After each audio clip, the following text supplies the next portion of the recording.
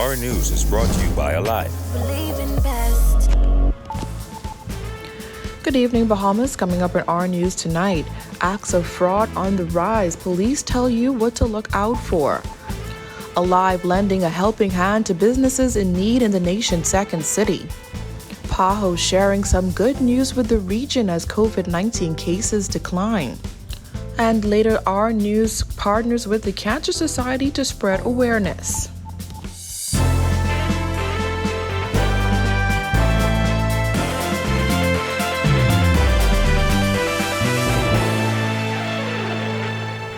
Welcome to our News of the Weekend edition, and thanks for joining us. I'm Georgie O'Bain, topping news tonight.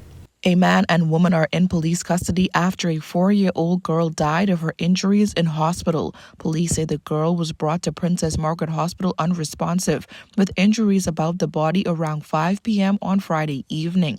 She later succumbed to those injuries. The investigation into this matter is ongoing. Weeks away from the holiday season, police say acts of fraud are on the rise. Police Sergeant Travis Strawn issuing a warning to members of the public to remain vigilant both on and offline. What is happening now is two advertisements is sent out. One for a personal assistant, one for a purchase of a sale of a car, or now we're seeing actually a boat. And one person would answer the ad for the personal assistant, one person would answer the ad for the sale or the purchase of that boat. When we see the linkage will be usually, when you get both of those persons and, interviewing them or speaking with them, they'll share different things that would line up. The personal assistant would then send over banking information to be paid for future jobs. Those selling cars and boats are now asking for funds to be wired to different accounts, only to never receive their goods. Strawn is also warning small businesses against collecting checks. Meanwhile, social media is making it easier for crooks to carry out acts of fraud. Officers are encouraging anyone who believes they may be a victim of fraud to call police or visit the Financial Crime Office. Our office is located top of the hill, Nassau Street, right next to Bellow Brothers Mortuary. It's a beige yellow building with Never Bellow Senior Building is on the front of it. You'll see the police flag along with the Bahamian flag. Police cars in front of the building. It's not the typical green color of a police station, and it's opposite the photo studio, top of the hill, Nassau Street. And any phone contacts? Phone contact is 356-6019, 356-6019, or 6025. Well, Alive is doing its part to help grow and develop the business community in the nation's second city. Our Jerome Sawyer is in Grand Bahama and tells us how. We went days without any kind of contact, but Alive is there, and so we were able to, at least for the ones that had that service, were able to reach their family members. It began with a thank you. The stewards of the 5-year-old mobile network that kept and saved lives in Hurricane Dorian 2 years ago were back to meet with the new minister for Grand Bahama. So we want to keep the momentum going. I mean, those 5 years, we're not going to stop. We're going to celebrate those 5 years, but the idea is to grow and to build upon the foundation that we have thus far. 5 years in, and Grand Bahama is Alive's #2 market, yet the island has a struggling economy, high unemployment, and its fair share of problems. So Minister Ginger Moxie was keen to hear what the next 5 years will look like. That's kind of, the part of this tour is to just go through the islands, show our commitment over the last 5 years, make another commitment for 5-10 years to come, listen to our customers, listen to our business partners. What are their concerns? What are their needs? What infrastructure do they need from our network and our products? And so, that we're, happy to meet, and, we look forward to the journey we're going to continue. But Grand Bahama isn't just an important customer base. The company's contact center is housed here as well, as is the government's virtual service platform called Gateway. When we started, they would have had 3 platforms, which was just driver's license and passport and character reference. Right now, we've expanded. Just Monday, they would have added the agriculture project, where you can import the plants, and we also do the service that you would have supported. So that's on our platform as well. Yes. So that's seated in Grand Bahama. So we are expanding. The contact center boasts, as you know, that we do answer our phones, and the job is seated in Grand Bahama. Question on the way forward for the island, Minister Moxie confirmed that the focus will continue to be on technology and industry. Digitization is key in moving forward. A part of our platform is called Digital 700, digitizing the entire Bahamas alive. Again, will play a great role in that. From Grand Bahama, reporting for our News, I'm Jerome Sawyer. The Caribbean region is seeing an overall steady decline in COVID-19 cases and deaths. This is according to the Pan American Health Organization. The news coming from PAHO's Assistant Director, Dr. Jarbos Barbosa, during this week's weekly press conference. This is the 8th consecutive week that overall cases have declined in the region. In North America, all 3 countries reported drops in weekly cases and deaths, and there has been a notable decline in hospitalizations in the United States and Canada. There have been similar declines across most countries in Central America. After weeks of a persistent outbreak in Belize, I am pleased to report a nearly 20% decrease in cases and a 60% decrease in deaths. According to Dr. Barbosa, the same downward trend is present in much of South America, apart from a few cities that are being closely monitored. Barbosa says that vaccinations are having an impact on reduced number of hospitalizations. In all countries, there are publishing data about the vaccination status of the hospitalized cases. A very high percentage of those hospitalized have not been immunized against the virus. Consistent with the other parts of the region, cases and deaths are trending downwards or remaining stable throughout much of the Caribbean. However, Barbados continues to report its highest number of COVID-related infections and deaths since the start of the pandemic. He says the good news is not a green light to let our guards down. The progress in our region is not a reason to become complacent or discontinue the public health measures that help keep us safe. Quite the opposite. The decline in cases and deaths shows that our approach is working, and it is critical for all of us to stay the course until everyone is vaccinated and protected from the virus.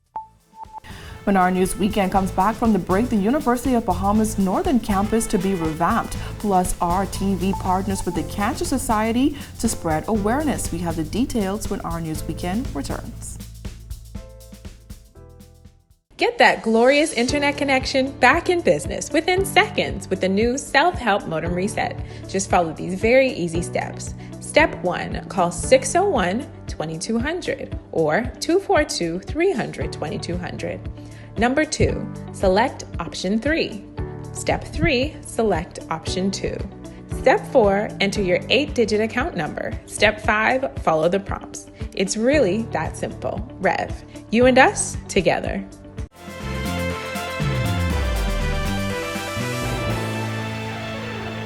The University of the Bahamas North will be getting a second life as an environmental research center. The facility, which was severely damaged during Hurricane Dorian, will not only serve as the university's environmental program, but international researchers as well. Our Jillian Gray has that.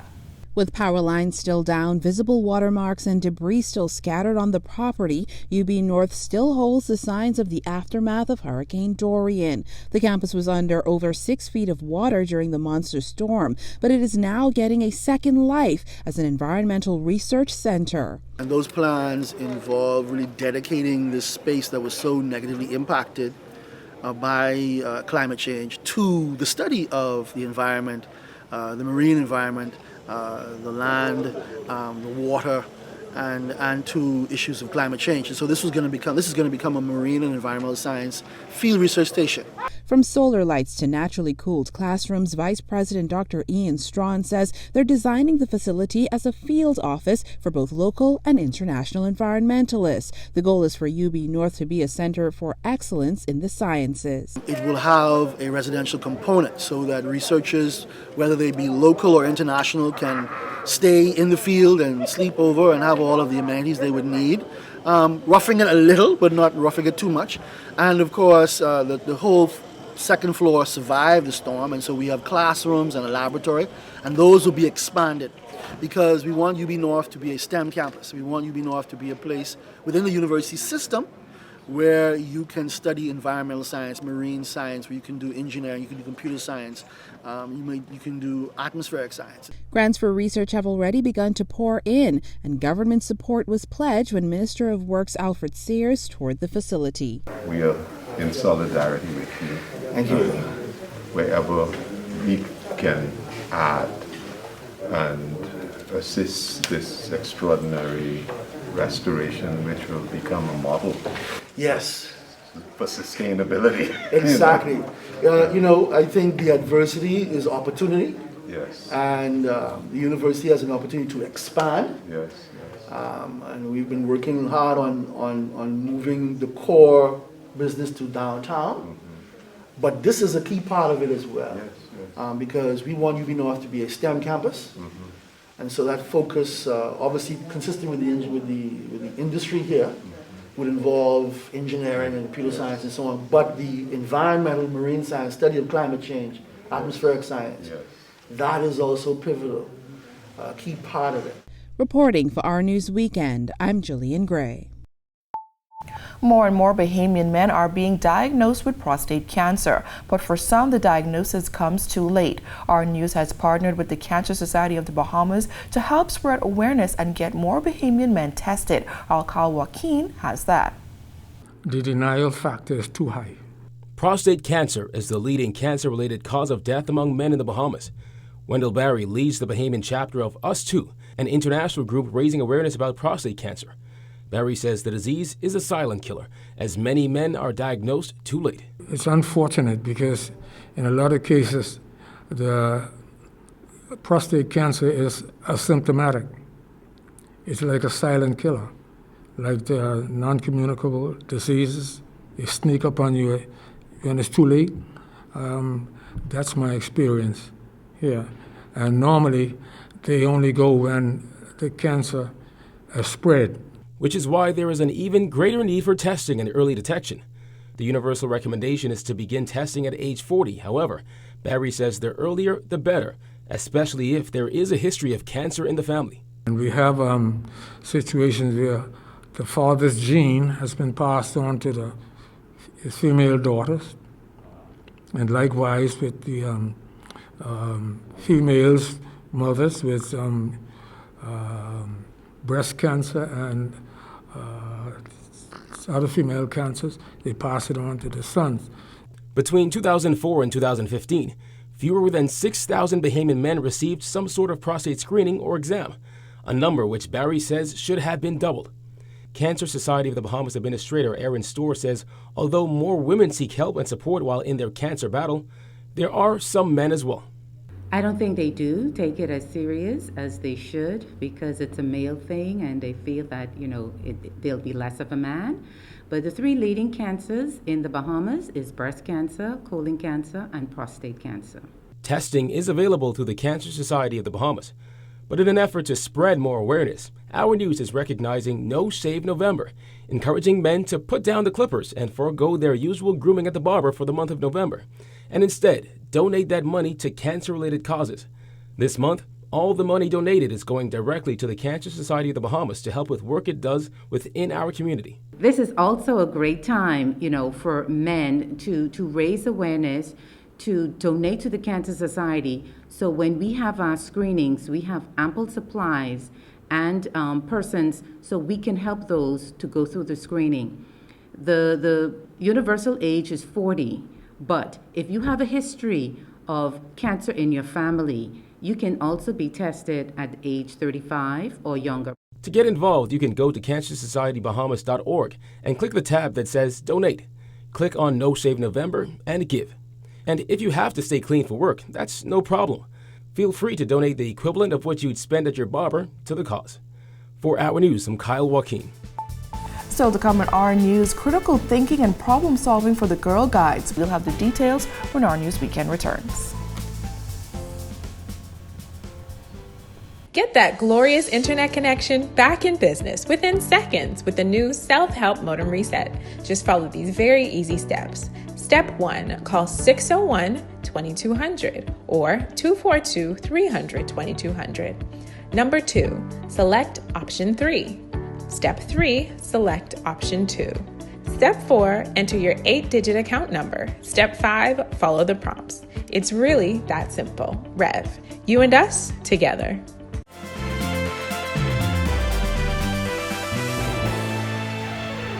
This is our News Weekend. Welcome back. Hundreds of Cable Bahamas employees helped to raise $4,000 for the Cancer Society of the Bahamas through the first ever Connecting for the Cure campaign. The Connecting for the Cure campaign was really to show and to highlight that the importance whenever you have a corporate entity such as Cable Bahamas that partners with the Cancer Society, it's always important to get the word out there. And so this has really been the line, in fact, the lifeline in terms of bringing it together, letting people be aware of what's happening and all of the funds that it takes to raise awareness for this initiative. So, testing is important and it saves lives. The Cancer Society of the Bahamas has been raising awareness and providing support for the past 45 years. The 10 rooms at the center provide a home away from home for patients from the Family Islands who travel to the capital for treatment. Cable Bahamas Group of Companies President and CEO Franklin Butler says he was proud to see employees step up to make a difference. We have been focusing on, during this year, Connecting for the Cure, where we really spent time telling stories of our own employees who have gone through their own challenges and overcome cancer. But a second part of that initiative was also a Dunk Your Boss competition. And so we are grateful to be able to donate $4,000 to the Cancer Society. But at the same time, I have to say, I've asked myself whether our employees, given the COVID fatigue, are sending us a message about how they feel about us as leaders in our organization. Butler says during the pandemic, he saw the impact Rev services had on patients and their families. Well, as you know, given the pandemic and all that has happened, people's doctor's visits, people's ability to go to work, people's abilities to go to school have been impacted. And as you know, at Rev, we pride ourselves in providing connectivity, whether that's through our live wireless network or through our fixed services. And so to be able to use what we really do by connecting people's lives and things that really matter to them in this way, we thought was an important way to give back to the Cancer Society, who's doing an incredible work in our country to support those who are struggling with cancer. Butler says Connecting for the Cure was made possible through partnerships with other corporate sponsors, including QBC Group of Companies General Manager Andrew Wilson, who says that he was happy to provide a little incentive to get staff involved in the event in the form of a 55-inch Samsung television. Cancer is a monster that touches every family. It touches our daughters, our mothers, our sisters, our employees. And so in my view, it was my duty to partner with Cable Bahamas to assist the Cancer Society in Connecting for the Cure. As a corporate partner, we know the work that the Cancer Society has done. This is one particular initiative that we know is near and dear to many of our employees who have gone through their own battles. And so for us to choose the Cancer Society this year was just another way. And we've supported them through their balls, etc., over the years. But obviously in this virtual environment where balls are still not the in thing given social distancing and the pandemic, we thought this was just an incredible way to serve a purpose and to serve an organization that has impacted our employees directly. Still to come at our news, critical thinking and problem solving for the Girl Guides. But first, this week's treasure hunt winners are revealed. Stay with us.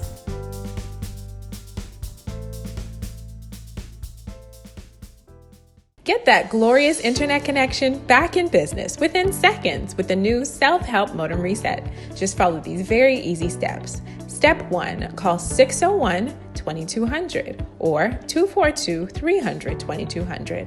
Number 2, select option 3. Step 3, select option 2. Step 4, enter your 8-digit account number. Step 5, follow the prompts. It's really that simple. Rev, you and us together.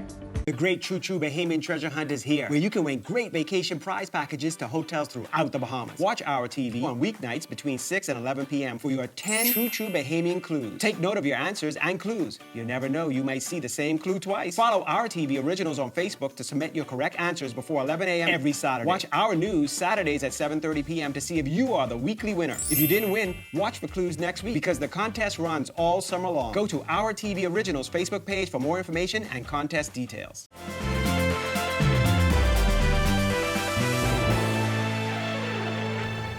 On behalf of the entire RTV team, we'd like to congratulate this week's winners of the True Bahamian Treasure Hunt.